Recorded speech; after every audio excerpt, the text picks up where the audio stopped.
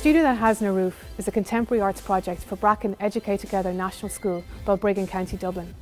It has three main elements. The first is a garden created by design collective Zero Degree Machines Donal Lally and gardener Niall Maxwell.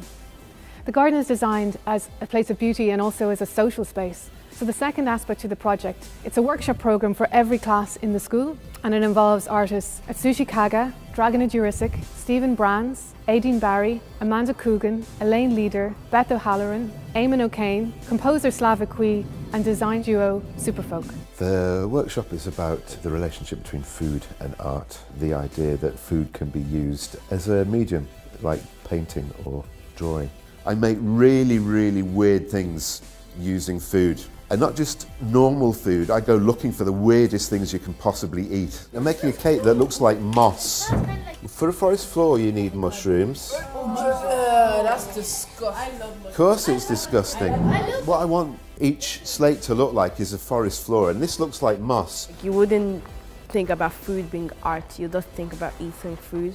But it was nice to see how art can be drawing, sculptures, food. So I made 2 workshops with one class. It was a drawing workshop, and the title was called Interface of Unconnectedness.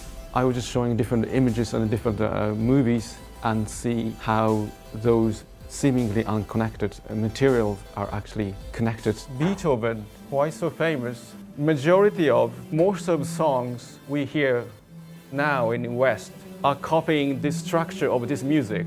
Let's say Taylor Swift, this one here. She's keep doing this, repeating the same thing. Exactly same as Beethoven. So let's draw this guy, Beethoven, on your page. So the workshop I'm about to do is dealing with the photographic portraiture, how to tell a story through use of a human face, and we are going to try to understand the distinction between portrait, self-portrait and selfie. Self-portrait is a work of art that depicts an image of an artist, and it's made by the artist.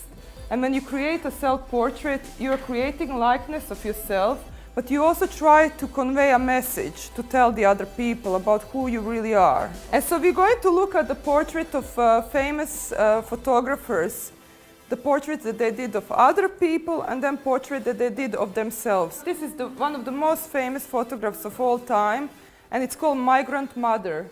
It was done in 1930s during the Great Depression in America. How does she look? Did you see the pictures of Mother Mary with Jesus, holding a baby Jesus? It kind of reminds you of that picture in composition. And here is the artist, Dorothea Lang, that took this picture. Does she look sad and miserable? No.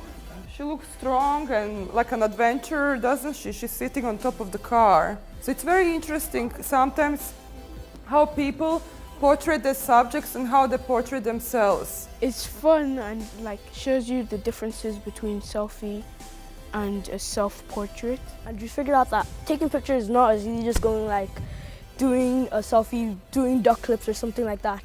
It takes more time. In usual pictures, you have to express how they actually feel, what their life is.